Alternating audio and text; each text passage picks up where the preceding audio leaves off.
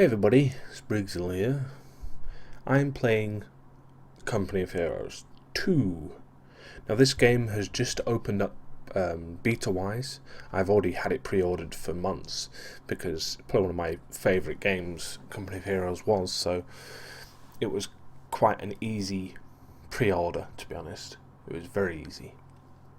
With the pre-order came the option to participate in closed betas in terms of the stress tests and that sort of thing. So I've played this game a lot. It doesn't reflect in my rank at the moment because the open beta reset everything and you start from scratch. So I've only played a couple of games, but it feels very, very similar to the closed beta did a month or two back. What I will show you in this video is literally the differences, the kind of differences between this and Company of Heroes.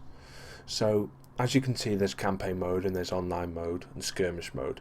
There's this third mode here that I can't actually show you because I can't actually play it, but it's something to do with kind of a theatre of war campaign sort of style game where you control a faction, either Germany or Russia, and you kind of fight over land and stuff, and actually fight over land rather than just have a map.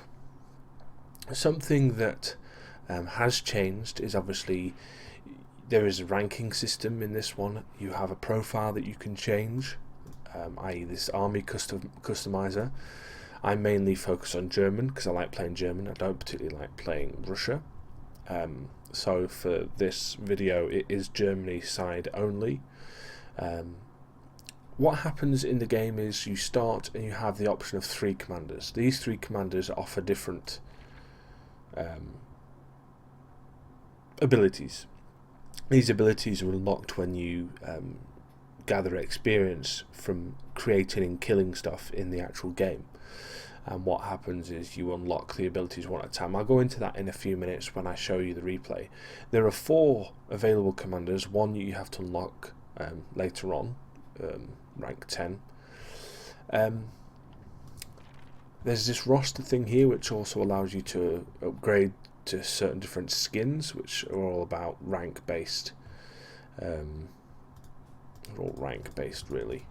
When you upgrade your rank after playing battles and such, you will obviously be able to upgrade these skins. Now Bulletins is quite a very new thing, as are the skins and the commanders. These are little like bonuses that your team gets, or you as a side get. There are loads of different categories. There are loads of different what they're called as bulletins, and they give you a bonus in certain areas. The ones that I have at the moment is conscripts and grenadiers have 2% increased accuracy. T-34 and 76s Panzer IVs have 2% increased accuracy, and the MG42s and the Russian heavy machine guns have 2% increased accuracy. Now there are loads of different ones that you can unlock. As you can see, I have not unlocked any of these because I haven't played very much, but just during the whole game you'll find yourself playing these more and more and getting more and more. As you can see, I've got 15% on this one.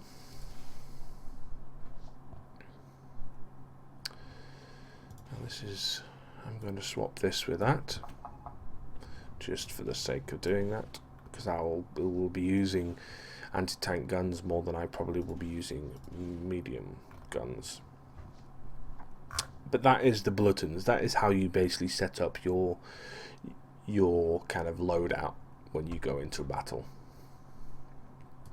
Now if I actually show you my profile, this shows you what rank you are, how far away from the next rank you are, what your rank is. You've got these little medals here that give you an idea of how many games you've played. So I've basically played 2 games. I've won 2 games. I've got a bunch of ribbons that say how much I've been awesome and stuff like that. And obviously the more playing you do, the more ribbons you'll get. And obviously the more playing you do, the higher your rank becomes and the more unlocks you will get. As you can see, at rank 5 I get the winter camouflage scheme. There we go. Anyway, let us move on to the actual game at hand, because I know that's probably one of the reasons why you're actually watching this video. So I'm going to show you a replay that I played because I really enjoyed this replay. So I'm playing, this is a skirmish mission. I know people are going to say, why aren't you playing against real people? I don't like playing against real people because when I play against real people I get real responses, so I don't like. So I play skirmish. I'm playing against a computer. I've got one computer ally above me, one below me. This is the same sort of game as you'd normally play. You have the points in the middle that you need to capture. Now I need to explain about these points. There are two ways to capture a point like this. You either get in the circle or you actually click on them like in the old days. Pioneers ready for assignment. The units don't come from the buildings, they actually come from outside the buildings from the edge of the map, which I think is a very cool little thing because you basically call them in. Yes, you still have to build these silly buildings to actually get the units, but I think that they've done a really good job there. Now, as you can see, some of these icons are only circles, and you only got a very few amounts of actual areas where you can actually get munitions and such. That's because in the game they've had these little options to upgrade points with fuel and munitions. So you actually choose actively where you want to place certain munitions and certain fuel points, which I think is a pretty good little thing. So the gameplay has not really changed that much though when it comes to it. I mean, there are definitely differences. Obviously the engine is different as well, and the AI I think work a lot better. Let me take the fog of war off so you can see the Russian side. And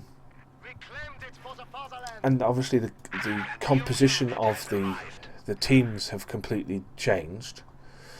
I mean, obviously you were playing against Russians before you would play against Americans or you'd play against British. Here you have a lot of different things, which is pretty good. So here I'm building another munitions, because munitions are quite useful at the beginning of a game. So I choose to use them. Now here is basically a fight between some Russians and some Germans. The Germans are running in like idiots, fighting against 11 Russians. Not doing too bad either. Now I come in to help them out. The Russians have got ability that allows them to throw Molotov cocktails. There we go. That's pretty good. The Germans are getting completely wiped out, where I've got 8 engineers here that should be okay, doing a little bit of damage. I am in the process of upgrading one of my engineers with a flamethrower. So, as you can see, adding the flamethrower to an infantry unit is a very, very useful tool. Okay, now I've positioned here my MG unit to look over this. I'll move them in eventually so they can get a bit more unit, but most of the action is going to happen for me in this lower area here, around this bottom star, as it were. I'm going to let the other two computers basically fight it out over these two, and I can definitely control this one for the rest of the whole map. In the process of capturing this little fuel point. Now let me explain about the commander system. The command points obviously tally up. The more you do stuff, the more you kill, the more you build. Production upgrade accomplished. We are ready for action. Can I follow them? There's no option to follow. Okay, that's a bit annoying.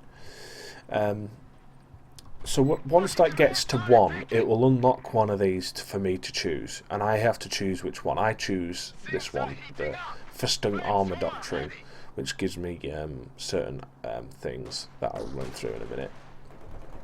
Once I choose them, I don't choose where to put points. they're literally, when I get an extra point, it goes towards the end goal, which is number 6. Along the way, at 2, I'll get Panzer Technician. At 3, I'll get Hull Down. At 4, I'll get both the Pak 33 emplacement and the command tank. That is how it works. Now I'm going to be able to dodge this Molotov because I'm very quick. But as you noticed, because I was still in the circle, I still managed to actually attack. They're coming from behind. They are, aren't they? My MG's just sitting there like an idiot because I'm focusing on this down here. So my main goal at this bottom point is to get to be as kind of Taking Soviet fire. defensive as possible. It is a massive defense, this map, for the next 25 minutes. I'm not going to go through the whole 25 minutes, but what I'll do now is I'll just fast forward. I'll put it on ×2 so it goes a bit quicker. So as I said with these, when you get up to 6, you don't actually spend any points. There's no points that you would spend like in the old game. You actually just tally the points up. Simple as that. As you can see, I choose that one. Some of these you can then, once you get the points, you can then select them, and you it costs resources for you to do that. How does that look? The railway artillery. I don't actually get to use any of these, unfortunately. I get up to like 4, but I don't actually get up to 6. I've won by then. But the more you do, the better. Now here you can see that I'm building bunkers basically because I want to defend this area. These bunkers give you 3 different options. You get the machine gun and the medic station, or the command post, which allows you to reinforce. I'm putting some barbed wire fence because 1, it looks cool, and 2, I want to defend. My MG's doing pretty good in there. Now there is a obvious veterancy system that's pretty much similar to the other system. It's all based on the amount of kills that units get. Once they get to certain ranks, they unlock abilities. So rank 1 for these grenadiers will unlock the field first aid ability. Rank 2 would give them slightly increased armour, and rank 3 gives them increased weapon accuracy. And that's a lot of the stuff does the same. Unlocks the target weak point, weapon damage, and adds armour to the Pak 40 here.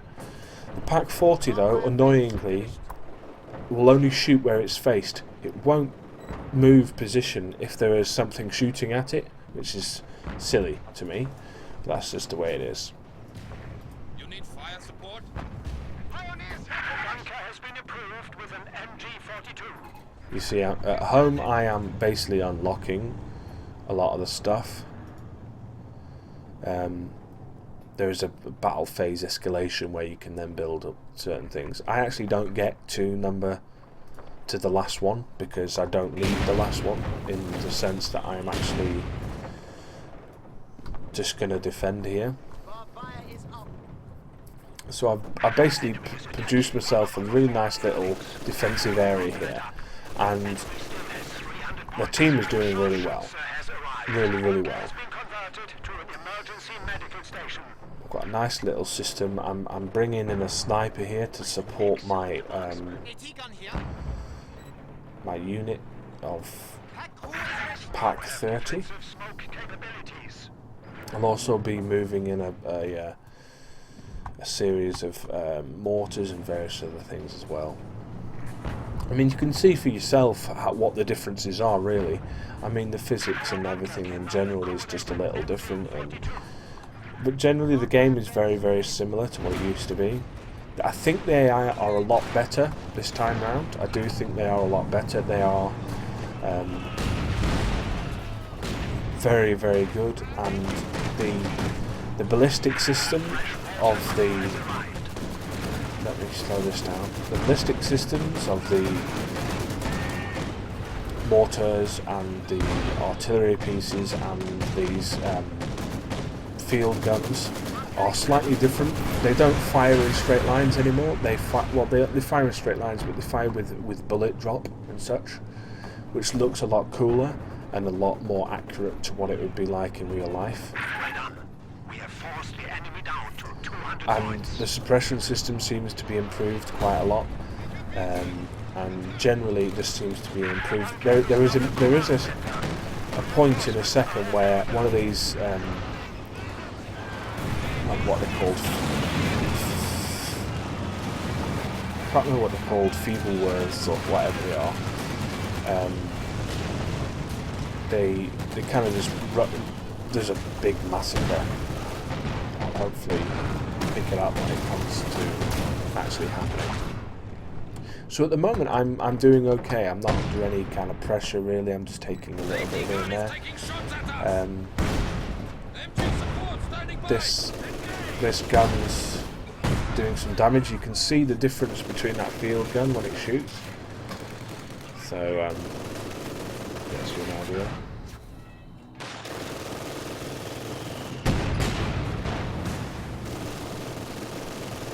It's pretty good. I'm really enjoying this game at the moment. So this MG is probably going to go down in a minute, but that's the way it is. So I've called in a mortar team here. It's my mortar team there.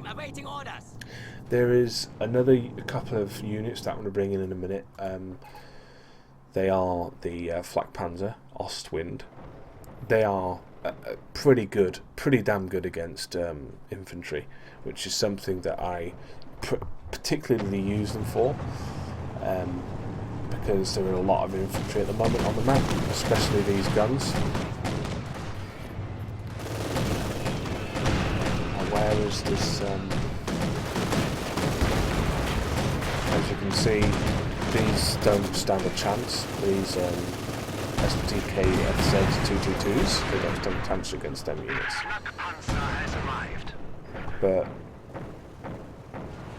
is that morphed into a Flurblewurf or whatever it is yet?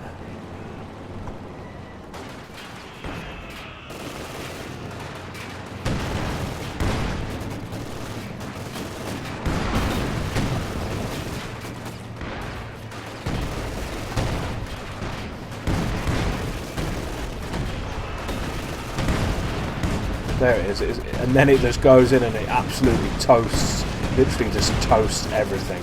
It's just fucking awesome. It doesn't do enough damage as far as I'm concerned. When you're encountering flames like that, you don't fucking get in the way. So, and then it gets blown up. It's really disappointing. But I'm gonna bring my Ostwind in now, and this thing is beautiful to watch. Let me just move the camera around.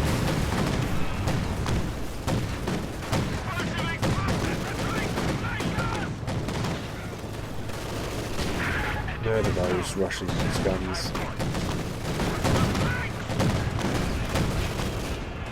So it's doing pretty decent damage.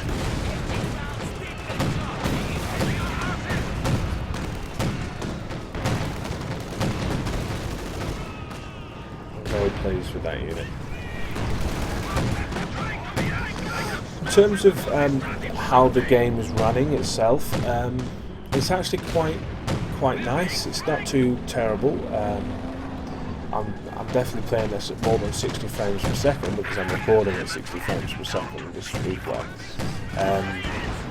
I think it runs a lot smoother than Company of Heroes did at the beginning of its life. I definitely think that's the case. Obviously with optimization it should even act even better. This MG is taking some hits, but it's got a couple of kills. Armor piercing. Anyway, my second Ostwind is coming in now. It's going to start to engage. Unfortunately, though, this Ostwind is going to run into some serious damage.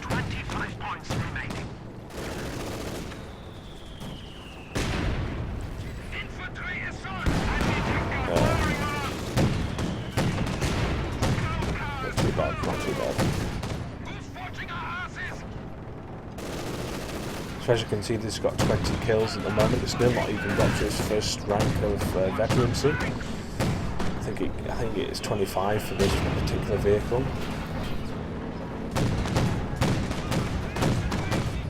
With 2 of those things, it's just almost amazing. It's just amazing. Really.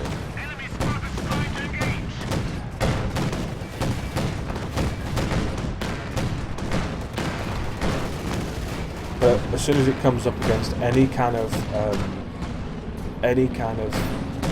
armor, then it's in a horrible state. And even though it gets for every hit that it does against a piece of armor, though, it does get some experience, which I think is even better, because it means that it's not always based on kills, it's based on actual hits, which is something that's quite important as far as I'm concerned. So we're coming to the end of the game now. They've got 11. They're pinning us back a little bit here, but the AI peeps on my team are going to do some good jobs here and pick up one or two of these locations. I'm really just here to defend the location, so I've gone back to get some repairs. See what I mean with this gun? As soon as it goes out of range, it doesn't actually turn. You actually have to have it turn. Now my Ostwind is going to go in and help out. Now these vehicles don't all just die. You'll see that sometimes the crew abandons them and they become available for you to actually capture as well. If a team of people just decide to cower and leave their vehicle, then you can use your infantry to go into vehicle, just like if your team loses the field gun or the mortar. It's exactly the same. The Austrians are doing some good stuff there.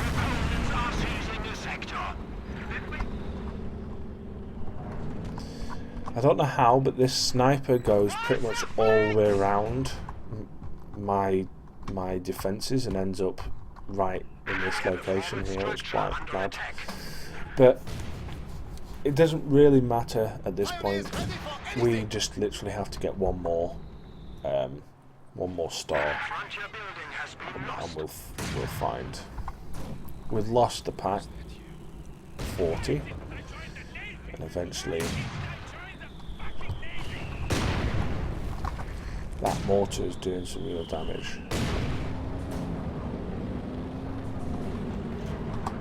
I send the packs away, the Ostwinds away at a silly time. But it doesn't matter, I should be able to take it out using this get some good hits on it. I'm still losing people from that bloody mortar.